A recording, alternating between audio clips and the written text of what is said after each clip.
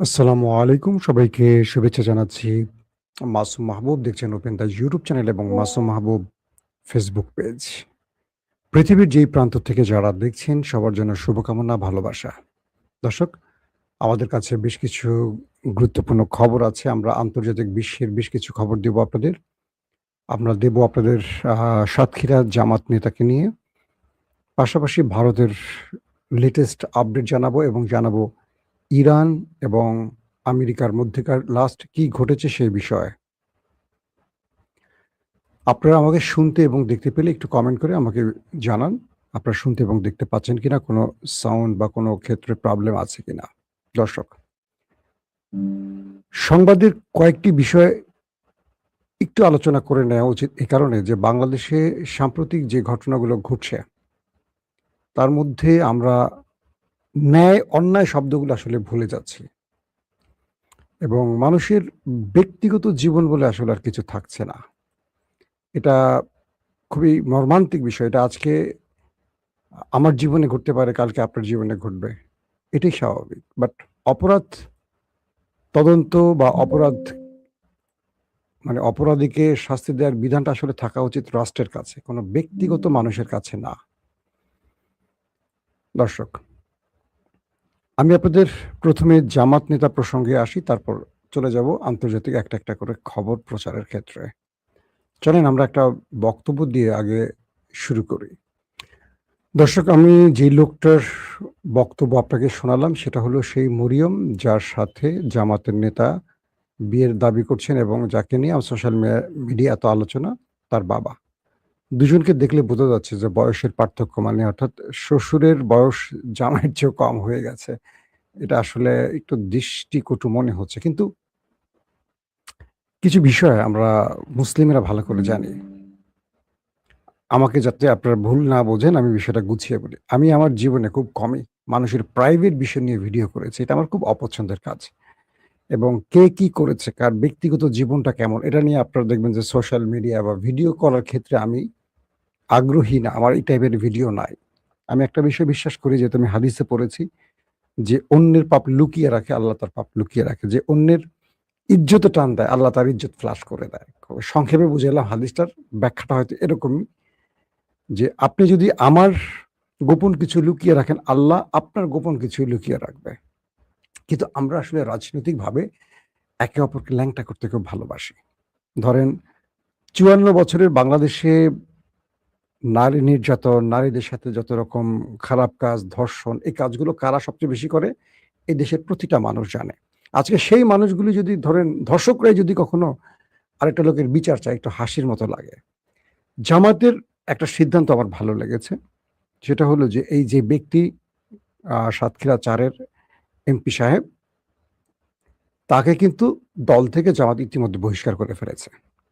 এবং জামাত নির্বাচন কমিশনে তার ব্যাপারে টোটাল লিগ্যাল অ্যাকশন এর জন্য বলে দিয়েছে যে জামাতের যেহেতু তাদের দল থেকে বহিষ্কার করা হয়েছে সাধারণভাবে আ এই ব্যক্তি এখন এই পদটি হারাবেন। তার মানে এমপি গিরিও হারাবেন। এখানে নতুন করে হয়তোবা আবার নির্বাচন হবে।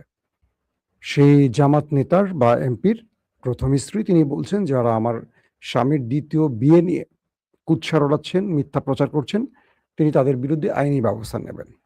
তার বক্তব্যে বোঝা যাচ্ছে ২ টো জিনিস। ১, তাকে হয়তো বলা হয়েছে তিনি লিখিত বক্তব্য দিচ্ছেন, স্বামীর ইজ্জত রক্ষা করতে বক্তব্যটা দিচ্ছেন। এটা মনে হচ্ছে। বাট তিনি যে বক্তব্যটা দিচ্ছেন সে বক্তব্যের রাইটও তার আছে। ২ টো জিনিস। একটা জিনিস হলো যে এই লোকটা যে ধরা পড়েছে, তার সকল দৃশ্য দেখে মনে হচ্ছে যে তিনি আসলে অপরাধী। তার চেহারার মধ্যে সেই অপরাধের ব্যাপারটা স্পষ্ট। ১ নাম্বার কথা। তিনি তার লজ্জা ঢাকতে বা যেটাই হোক মানুষ সেটা করে। মেয়েটাকে বিয়ে করেছেন। আমার কাছে যেটা মনে হচ্ছে, সত্য আল্লাহ জানেন, আমি বলব না যে আমার তথ্যটাই রাইট। আমার মনে হচ্ছে তিনি একটা অপরাধ করেছেন এবং ধরা পড়ার পর মেয়েটাকে বিয়ে করেছেন। এটা আমার মনে হচ্ছে কিন্তু বাস্তব সত্যটা হয়তোবা আস্তে, আস্তে আরো স্পষ্ট হবে। ২ টো বিষয়। আমি জামাতের কাছ থেকে জানতে চাই ২য় বিয়ে হারাম না জায়েজ? জামাতের মধ্যে অনেক নেতারা ২য় বিয়ে করার সাহস করেন না। কারণ দল থেকে অদৃশ্যভাবে আমি যতটুকু শুনেছি নিষেধ আছে। যেমন রাজশাহীর আমি নাম বলব না। খুব বর্তমান কোনো একজন পাওয়ারফুল নেতার আত্মীয়স্বজন মারা গেছেন। অতএব তাকে নিয়ে আর কথা বলতে চাই না। তো তিনি দ্বিতীয় বিয়ে করেছিলেন, অর্থাৎ আন্দোলন সময়টা তিনি খুব টাফ টাইম পার করেছিলেন হাসিনার আমলে, এবং বাড়িতে ফিরতে পারেননি। তার সেবা শুশ্রূষার জন্য সে একজন মানে দ্বিতীয় একটা স্ত্রী গ্রহণ করেছিলেন, কারণ সে পলাতক ছিলেন ভিন্ন জায়গায়। পরবর্তী শুনেছি তাকে দল থেকে বহিষ্কার করা হয়েছে দ্বিতীয় বিয়ের জন্য। ইসলামী দল অন ইসলামী কাজ কেমন হয়ে গেল? ২ নম্বর, জামাত নিজেদেরকে ফেরেশতা দাবি করতে পারবে না, কারণ এটা থেকে প্রমাণ হয় যে মানুষ মাত্রই ভুল, আর ভুল করতেই পারে। তবে অন্যান্য রাজনৈতিক দলকে এই ঘটনায় বেশি লাফালাফি করার দরকার নাই। বিপদ আরো আছে। কি? ৫৪ বছর পর জামাতের কোনো একজন এমপির জীবনে এরকম একটা ঘটনা আমরা প্রথম শুনলাম। এই ঘটনা থেকে দুটো প্রমাণ হয় যে জামাত মানুষের দল, এবং জামাত ভুল করতে পারে। এটা জামাতও জানে। কিন্তু এখন হাজার, হাজার চোখ খাড়া হয়ে থাকবে বাকি সংসদের এমপিদের দিকে। আমি বলছি না কোন দল। কারণ এদের প্রত্যেকেরই হাত দিলে দেখা যাবে যে ১০০ জনের মধ্যে ৭০ থেকে ৮০ জনেরই পেছনে পরকীয়া বা ২ নম্বরই ঘটনা আছে। কিভাবে বলি?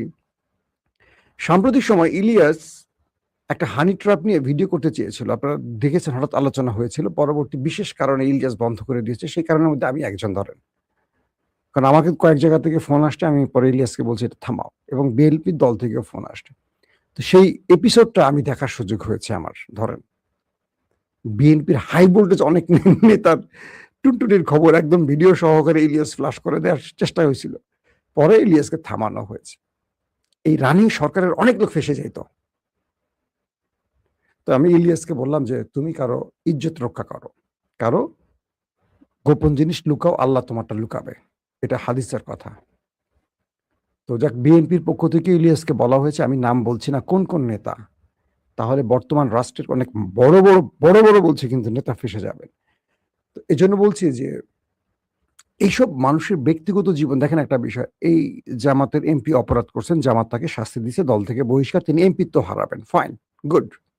এই উদাহরণটা কি অন্য দল করবে কখনো? আপনারা কি দেখবেন অন্য দল কখনো তাকে এরকম উদাহরণ দেখাতে পারবে? একেবারে ২৪ ঘন্টার মধ্যে অ্যাকশন নাই। এটা জামাত প্রশংসার কাজ করছে।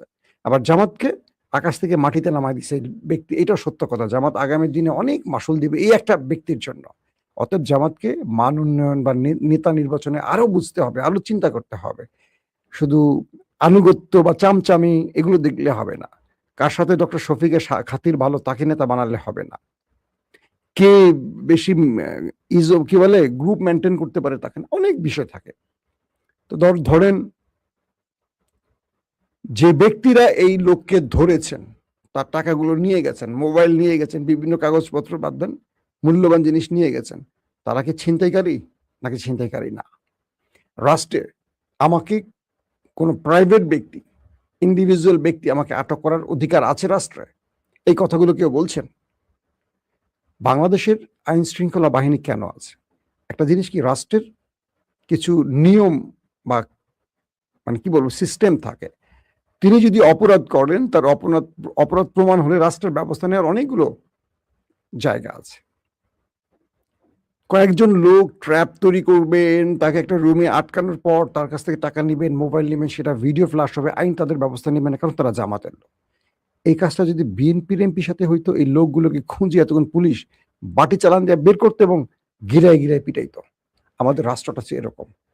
কাজটা বিএনপি করছে, জামাত করছে, ফাঁসাও, ডুবাও। যদি আওয়ামী লীগ ক্ষমতা থাকতো, এই ঘটনাগুলো জামাত নেতার এই ঘটনা বিএনপিও লুকিয়ে রাখতো, কারণ বিএনপি আর জামাত তখন একজোট ছিল। এখন তারা সরকার বিরোধী দল। আমার একটা ভয় হলো আগামী কালকে থেকে যে বিএনপি নেতাদের চরিত্রের ১২টা বাজা শুরু করবে, সেটা থামাবে কি করে? জামাত তো মোটামুটি কনফার্ম বলতে পারবে যে আমরা ৫৪ বছরে একটা ঘটনায় ফেঁসে গেছি, এরকম আমাদের ঘটনা কম। বাংলাদেশে এই নির্বাচনের পর সর্বাধিক ধর্ষণকারী কারা? বিগত ১৫.৫ বছর সবচেয়ে বেশি ধর্ষণকারী কারা ছিল? কোন কোন নেতারা হানি ট্র্যাপে পড়ে, এইরকম মধুকুঞ্জে গিয়ে ধরা পড়ে? কেন ধরা পড়ে? এরা কারা? এগুলো লিস্ট খুঁজলে আমরা দেখব। একটা সিস্টেম যদি এখন আনে যে কোনো ব্যক্তি যদি কোনো মেয়েকে অবৈধভাবে মেলামেশার ক্ষেত্রে ধরা পড়ে, তাকে পাথর মেরে মারা হবে ইসলামের বিধান অনুযায়ী। আমার মনে হয় এই ক্ষেত্রে একটা ভালো দৃষ্টান্ত স্থাপন হবে। কিরকম? জামাত এই নেতার ফাঁসি হয়ে যাক, বা তার পাথর মেরে মেরে ফেলেন। এটা কি বিএনপি আওয়ামী লীগ মানবে? মানবে না। কারণ জামাত তো 54 বছরে একজন নেতাকে হারাবে, কালকে পার্লামেন্টের অর্ধেক এমপি দেখবে না, নাই সব পাথর মারা গেছে পাথরের। কারণ এদের কারো ক্যারেক্টারের স্টেশন নাই, যত ভালো ভালো কথা পার্লামেন্টে দেখেন, সাদা পোশাক দেখেন, এদের কারো চরিত্রের স্টেশন নাই, অধিকাংশরই নাই। আমি সবার কথা বলছি না, আমি সবাইকে দোষারোপ দিচ্ছি না, অধিকাংশই। আপনারা সোশ্যাল মিডিয়া ঘাটলে দেখবেন অনেক টুনটুনির খবর বেরোয়। এই বিষয়গুলো হলো কি আমাদের নৈতিক স্খলনের একটা জায়গা, এবং আমরা এমন একটা দেশে বাস করি যে একজন আরেকজনের কাপড় খুলতে পছন্দ করি। আল্লাহ কি করে, আবার আরেকজনের কাপড় খুলে দেয়, বুঝেন নাই? আপনি আজকে আমার কাপড় ধরে টান দিবেন, কালকে আরেকজন আপনার কাপড় ধরে টান দেবে। এই বৈশিষ্ট্যটা আমাদের এই বাংলাদেশে আছে, এবং আমরা একটা অশিক্ষিত জাতি, এবং আমাদের দেশের যা মানে বাংলাদেশে যারা আমরা বাস করি, আমাদের এটা নিয়ে আর নতুন করে কিছু বলার আসলে থাকে না, যে আমাদের মানসিকতাটা কোন লেভেলে। তো আমি মনে করি এই ব্যক্তিকে দ্রুত তার পার্লামেন্টের পদ থেকে সরিয়ে দেওয়া উচিত। যে ব্যক্তি তার কি বলবো, যে ব্যক্তি তার নিজের অভ্যাস বা তার নিজের চরিত্রকে কন্ট্রোল করতে পারেন না, যদি সামনে আরো আইনি ব্যবস্থা এবং প্রমাণ হয় যে তিনি মেয়েটাকে বিয়ের আগে অবৈধভাবে মেলামেশা করেছেন, রাষ্ট্রীয় বিধান বা ইসলামের বিধান অনুযায়ী তার বিচার হোক, এটা আমি দাবি করি। এক, বাংলাদেশে এরকম তার মতো যেন আর কেউ, শুধু জামাত না, আর কোনো দলের লোকও যেন করতে না পারে। আর যে মেয়েটা এই ঘটনার সাথে জড়িত হয়েছেন, আমি সত্য মিথ্যা জানি না, তাই আমি এটা নিয়ে বিস্তারিত বলবো না, যেহেতু আমি বক্তব্য পেয়েছি, তারা বিয়ে করেছেন, তার মেয়ের বাবা বলেছেন, আবার ওই লোকের এমপি সাহেবের স্ত্রী বলেছেন, তাই রাষ্ট্রের উচিত এটা সঠিক বিচার করা, এবং এই ঘটনাগুলো বিচার হলে বন্ধ হয়ে যাবে। তবে মানুষ ভুলের ঊর্ধ্বে নয়, এটাও মাথায় রাখতে হবে। ইসলামী দল করে বলে যে সে দলটা ফেরেস্তা না, এটা আমাদের প্রমাণ আমরা পেয়েছি। দর্শক আসেন 2 নম্বর গুরুত্বপূর্ণ খবরটিতে আসে। ভারতে ককরোচ পার্টির দাবিতে ব্যাপক আন্দোলন চলছে। প্রশ্নপত্র ফাঁসের অভিযোগ থেকে ভারতের পুরো শিক্ষা সিস্টেমের বিরুদ্ধে এই আন্দোলন শুরু হয়। দিল্লিতে এই প্রোটেস্ট শান্তিপূর্ণ থাকলেও পুলিশের বাধা এটা এখন মারমুখী অবস্থানে চলে গেছে। Police tear shell, rubber bullet থেকেও মানে লাঠিচার্জ সবগুলি এখন প্রয়োগ শুরু করেছে। ইতিমধ্যে ভারতের বাকি বিরোধী দলগুলো এই তেরাপোকা পার্টি বা ককরোচ পার্টির পক্ষে মাঠে নেমেছে।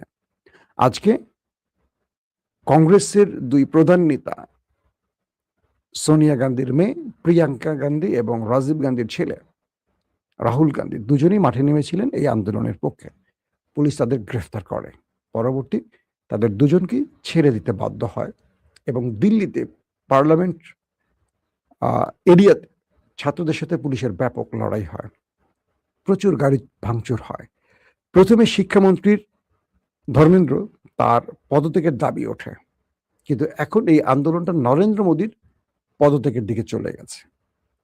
ভারতের অনেকেই মনে করছেন যে বাংলাদেশের একজন কুফাকে ভারতে আশ্রয় দেওয়ার জন্য নরেন্দ্র মোদী একই পরিণতির মুখে পড়ছেন কিনা, এবং ভারতের অনেকগুলো গণমাধ্যম ইতিমধ্যে বলতে শুরু করছেন বাংলাদেশের ঠিক বৈষম্য বিরোধী আন্দোলনটি যেভাবে ক্রমান্বয়ে একটা সরকার পতনের দিকে চলে এসছে, এই ককরোচ পার্টির আন্দোলনটা ঠিক সেই রকম রূপ ধারণ করছে। এবং বলা হচ্ছে যে বাংলাদেশেও ঠিক এইভাবেই প্রথমে কিছু অধিকার বিষয়ে এই আন্দোলনটি হয়েছিল। আপনারা আমাদের যুদ্ধের আপডেট দিচ্ছেন, আরো 70-75 বিলিয়ন ডলার চেয়েছেন, যে যুদ্ধে আমেরিকার সেরা মারা যাচ্ছে, যে যুদ্ধে আমেরিকা অস্ত্র হারাচ্ছে, যে যুদ্ধে ইরানের কাছে আমেরিকার পরাজয় হচ্ছে, কেন সিনেট টাকা পাশের ব্যাপারে মানে ডলার পাশের ব্যাপারে মঞ্জুরি দেবে? এই যুদ্ধ আমেরিকা কি পেয়েছে? এই যুদ্ধ আমেরিকার কি লাভ হয়েছে? আমাদের সেনারা মারা যাচ্ছে, এবং মধ্যপ্রাচ্যে আমাদের ঘাঁটিগুলো একটার পর একটা জ্বলে যাচ্ছে। আমাদের লাভ কোথায়? আমাদের বিজয় কোথায়? মোটামুটি আমেরিকার পিগ হেগসেটকে লিঙ্ক করে ছেড়ে দিয়েছে সিনেট, এবং ট্রাম্পের পুরোপুরি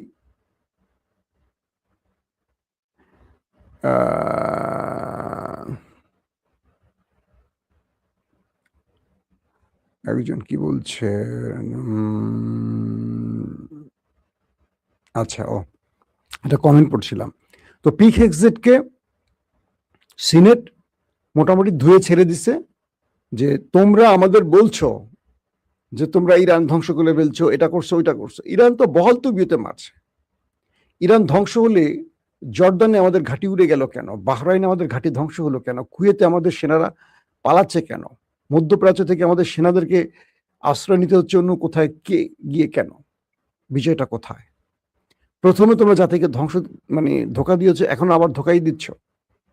এরকম প্রশ্নগুলি এখন স্পষ্ট হচ্ছে। তার মানে আমরা এটুকু বুঝতে পারছি যে আমেরিকা ইরানের কাছে যে বড় একটা পরাজয়ের মুখে আছে, সেটা তাদের কংগ্রেস বা তাদের সিনেট স্পষ্ট এই বক্তব্যের মাধ্যমে প্রমাণ করে দিয়েছে। দর্শক, আমরা ইরানের কয়েকটি খবর জানাই। ইরান কি কি আজকে অ্যাটাক করেছে কয়েকটা খবর দিচ্ছে আপনাদের। আমি আজকের খবরটা বেশি লম্বা করে ফেলতে চাচ্ছিলাম না। ডোনাল্ড ট্রাম্প হুমকি দিয়েছেন যে হরমুজ ইরানের যে কোনো হরমুজে ইরানের কোনো জাহাজ হামলার জবাবে তিনি কোনো না কোনো সেতু বা প্রাইভেট প্রতিষ্ঠান ধ্বংস করবেন। এই যে বক্তব্যটা ডোনাল্ড ট্রাম্প দিয়েছে, এটার প্রতিক্রিয়া ইরান কি বলছে? একটি সামরিক সূত্র ইরানের আইআরজিসির পক্ষ থেকে বলা হচ্ছে যে ইরানের অবকাঠামো আক্রান্ত হলে ইরানের সশস্ত্র বাহিনী এই অঞ্চলের অবকাঠামোতে হামলা চালাবে। মানে আমেরিকার এই জবাবে ইরান পাল্টা বলছে, যদি ইরানের কোনো অবকাঠামোতে হামলা হয় তাহলে এই অঞ্চল মানে গালফে আরব রাষ্ট্রের ঠিক সেম কাঠামো আবার ইরান ধ্বংস করবে। আমেরিকাকে বলছে, ওকে তুমি করো আমারটা, আমি তোমার মিত্রদেরটা করব। তারা আরো বলছে, এই কৌশলগত জলরাশির উপর সার্বভৌমত্ব প্রয়োগের ব্যাপারে ইরানের দৃঢ় সংকল্প রয়েছে এবং হরমুজ প্রণালীকে আর কখনো ইরানের জন্য হুমকির কারণ হতে দেয়া হবে না। ইরানের স্টেটমেন্ট বলছে, হরমুজ প্রণালী এটা ইরানের জলরাশি বা জলসীমা, এটা ইরানের দায়িত্বই থাকবে। এই অঞ্চল আর কখনো ইরানের জন্য হুমকি সৃষ্টি করতে পারবে না, বরং এখান থেকে শত্রুকে আমরা পিটিয়ে দেশ ছাড়া করব। এটা তোমরা কনফার্ম থাকো হে আমেরিকা। আমেরিকার কথা বলছে আর কি। পাশাপাশি আরো বলা হচ্ছে, ইরানের সঙ্গে সমন্বয় এবং ইরানের ব্যবস্থাপনা এই প্রণালী দিয়ে জাহাজ চলাচল নিরাপদ হবে। অন্যথায় দেশটি এই প্রণালীর নিয়ন্ত্রণে দৃঢ় সংকল্প ত্যাগ করবে না। অর্থাৎ যারা এই পথ দিয়ে জাহাজ আসা যাওয়া করতে চান তারা ইরানের সাথে সমন্বয় করে ইরানের নিয়ম মেনে চলতে পারবেন। অন্যথায় এই অঞ্চল দিয়ে তাদেরকে আর ঢুকতে বেরোতে দেওয়া হবে না। এবং এই প্রণালীর দীর্ঘমেয়াদী নিরাপত্তার সঙ্গে সঙ্গতপূর্ণ, অর্থাৎ এই প্রণালীকে দীর্ঘদিন ধরে ইরান নিরাপত্তা দিয়ে আসছে এবং দিয়ে যাবে। পাশাপাশি আরো বলা হচ্ছে, মার্কিনীরা যদি ইরানের কোনো সেতু বা বিদ্যুৎ কেন্দ্রকে লক্ষ্যবস্তু করে তবে ইসলামী প্রজাতন্ত্র ইরান পাল্টা হামলা চালাবে এবং এই অঞ্চলের অবকাঠামো সেতু যেখানে আমেরিকা টার্গেট করবে আমাদের ঠিক সেম অবকাঠামো আমরা গালফের উড়িয়ে দেব। এর মধ্যে আমেরিকাকে কোনো প্রকার মানে আমেরিকা এটার মধ্যে যেন কোনো সন্দেহ প্রকাশ না করে যে আমরা এমনটি করবো না, ইতিমধ্যে আমরা করে আসছি। এবং আজকে আমরা যে তথ্যগুলো পেলাম, জর্দানের একটি ভিডিও আজকে রিলিজ করলো, এটা ইরান থেকে রিলিজ হয়েছে। ইরান জর্দানের উদ্দেশ্যে ড্রোন এবং মিসাইল মেরেছে। যখনই জর্দানের সাইরেন বেজে উঠল, আমেরিকান সেনারা উঠে পড়ে পালানো শুরু করেছে। তারা তো তাদের যে বডি ক্যাম বা হেলমেটের সঙ্গে ক্যামেরা থাকে, ওই ক্যামেরা ভিডিওটা ধারণ হচ্ছিল। এটা কি ইরান কোনো সাইবার সিস্টেমে হ্যাক করে নিছে, নাকি ওই আমেরিকানরা ইরানকে দিয়ে দিয়েছে তাদের দুর্দশা দেখানোর জন্য? কারণ আমেরিকানরা তো এগুলো দেখাইতে পারবে না। এখন আমেরিকার সেনাদেরকে গোপনে ধারণ করে ইরানকে দিয়ে দিতে পারে, এটা হতে পারে। সেই ভিডিওতে দেখা যাচ্ছে যে ইরান সেখানে মিসাইল মারছে, আর সেই মিসাইলের সাইরেন বাজার সঙ্গে সঙ্গে মার্কিন সেনারা যারা ঘাটের উপরিভাগে ছিল তারা উঠে পড়ে হন্তদন্ত হয়ে দৌড়ে গিয়ে বাংকারে ঢুকছে। মানে ভয়াবহ বিপর্যয়। এবং আশপাশে দেখা গেল হিট করার পর আগুন জ্বলছে। তার মানে আমেরিকার সেনাদের ধারণ করা ভিডিও এখন ইরানের বিভিন্ন সিস্টেমে প্রচার হচ্ছে। তার মানে আমেরিকাকে কি পরিমাণ সাইজ ইরান বিভিন্ন দিক থেকে করছে এটা প্রমাণ হয়। দর্শক, আপনাদের কোনো প্রশ্ন আছে ভাই? আমার কি বলে মাসুম ভাই, আপনি আমার প্রিয় মানুষ। জি ধন্যবাদ। আমি তো আবার অনেকের অপ্রিয় ভাই। সংবাদের একটা মজার বিষয় কি জানেন? আপনার পক্ষে গেলে আমি প্রিয়, আপনার বিপক্ষে গেলে আমি খুব খারাপ। আজকে অনেকেই আমাকে বলছেন, আমি একটা আর্জেন্টিনার খবর দিয়েছিলাম। সাংবাদিকদের কাজ কি? সংবাদ তুলে ধরা। বিশ্বাস করবেন কি করবেন না আপনাদের ব্যাপার। আজকে এটা দিছি, কালকে দেখা যাবে আর্জেন্টিনার বিরুদ্ধে দিব, যেটা আমার কাছে আসবে। আমার সংবাদ আমার পক্ষে বিপক্ষের না। আপনি জানেন যে আমার এই সংবাদের ক্ষেত্রে অনেক সময় আমি আমার পছন্দের ব্যক্তিদের বিরুদ্ধে কথা বলি। ধরেন আমার পছন্দের একটা দল আছে, ধরেন বিএনপি, সাপোজ ধরেন, আমি বিএনপির পক্ষে খুব বেশি কথা বলি। কখনো শুনছেন? কারণ আমি সমালোচনা বা মিথ্যা এটার মধ্যে না। আমার ধারণা হলো, আমি আপনাদের কাছে একটা কমিটমেন্ট নিয়ে বসছি এখানে। আপনারা আমাকে বিশ্বাস করে নিজের এমবি খরচ করে আমার কথা শোনেন, পৃথিবীর বিভিন্ন প্রান্ত থেকে আমার কথা শোনেন। আমি আমার কোনো দলের চামচামি, দালালি করতে এখানে বসি নাই। সত্য কথাগুলো আপনাদেরকে বলতে চাই, যেটুকু আমার অভিজ্ঞতা বা আমার তথ্য সংগ্রহের মধ্যে আছে। কারণটা কি? কাল আল্লাহর কাছে আমি জবাবদিহি করব কি বিএনপির জন্য, জামাতের জন্য বা আওয়ামী লীগের জন্য? ওদের জন্য দালালি করে আমার লাভটা কি বলেন? আপনারাই বলেন। আমার লাভ আছে? আমি দলের কোনো পক্ষ থেকে দালালি ফি নেই বা আমি কোনো দলের পদে বসছি। শুনছেন কখনো আপনারা? সো আমি কোনো পক্ষের জন্য কখনো দালালি করব না। এটুকু বিশ্বাস রাখেন আমার জন্য। আমি কোনো দলের পক্ষে না। বাট যেটা ভালো সেটাকে ভালো বলতে চাই, যেটা কালো সেটাকে আমি কালো বলতে চাই। এখন আপনি আমাকে পছন্দ করবেন না করবেন আমার কিচ্ছু যায় আসে না। শুধু আমি আমার আল্লাহর কাছে দায়মুক্ত পেতে চাই যে আল্লাহ আমাকে মিথ্যা বলায় নাই, সত্য বলেছি। এই সত্যের জন্য যেন আমি আল্লাহর কাছে মাপ পাই। এটাই হলো আমার সাংবাদিকতার মূল কি বলবো? যে চিন্তাটা আমি এভাবেই লালন করি। এটাই আমার আদর্শ। কেউ ভালোবাসেন, খুশি হব, কেউ ঘৃণা করেন তাকেও ভালোবাসবো। আল্লাহ হাফেজ।